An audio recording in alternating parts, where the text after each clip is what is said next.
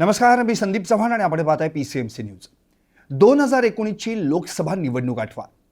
अजितदादा पवारांनी थेट आपल्या थोरल्या मुलाला म्हणजे पार्थ पवारांना मावळ लोकसभा मतदारसंघातून निवडणूक रिंगणात उतरवलं आणि साऱ्या महाराष्ट्राचं लक्ष शिवसेनेचे श्रीरंगप्पा बारणे विरुद्ध राष्ट्रवादी काँग्रेसचे पार्थ पवार या लढतीकडे लागलं।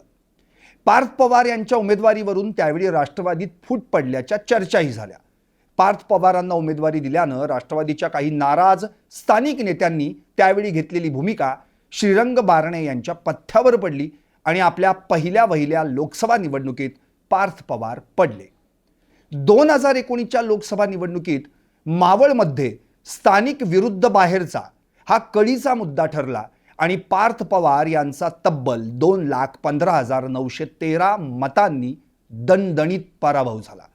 श्रीरंग बारणे यांना 7,20,663 इतकी मतं पडली, तर पार्थ पवार यांना 5,04,750 इतकी मतं पडली।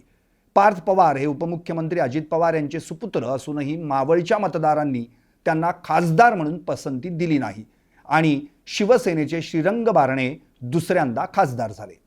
आता हे सर्व आठवण्यामागचं कारण तरी काय सांगतो। उपमुख्यमंत्री सुनेत्रा पवार यांची राज्यसभेची 2 वर्षांची टर्म बाकी आहे। सुनेत्रा पवार यांची राज्यसभेची मुदत 4 जुलै 2028ला संपणार होती। मात्र ही जागा घेण्यापेक्षा पार्थ पवारांना राज्यसभेची 6 वर्षांची पूर्ण टर्म असलेल्या जागेवर पाठवलं जाण्याची शक्यता आहे।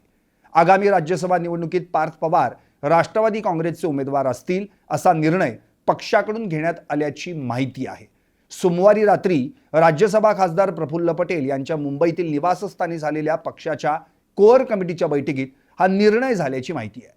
सुनेत्रा पवार, प्रदेशाध्यक्ष सुनील तटकरे यांच्या उपस्थितीत झालेल्या या बैठकीत पार्थ पवार यांच्या नावावर शिक्कामोर्तब करण्यात आल्याचं सांगितलं जात आहे। 21 मार्च 1990 रोजी जन्मलेल्या पार्थ पवारांनी 2019 मध्ये जेव्हा आपली पहिली निवडणूक लढवली तेव्हा त्यांचं वय होतं अवघं 29 वर्षे। आज ते 36 वर्षांचे आहेत। अमेरिकेत बिझनेस मॅनेजमेंटचे धडे गिरवताना त्यांनी लीडरशिप, ग्लोबल पॉलिटिक्सचे बारकावे देखील समजून घेतले आहेत। आजोबा शरद पवार, वडील अजित पवार, आत्या सुप्रिया सुळे यांचं राजकारण आणि आई सुनेत्रा पवार यांचं समाजकारण अगदी जवळून पाहिलेल्या पार्थ पवारांना राजकारणात आपलं बस्तान बसवायला फार वेळ लागेल असं वाटत नाही।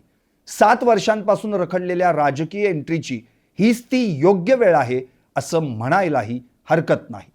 तो डायलॉग आहे ना, मौका सभी को मिलता है।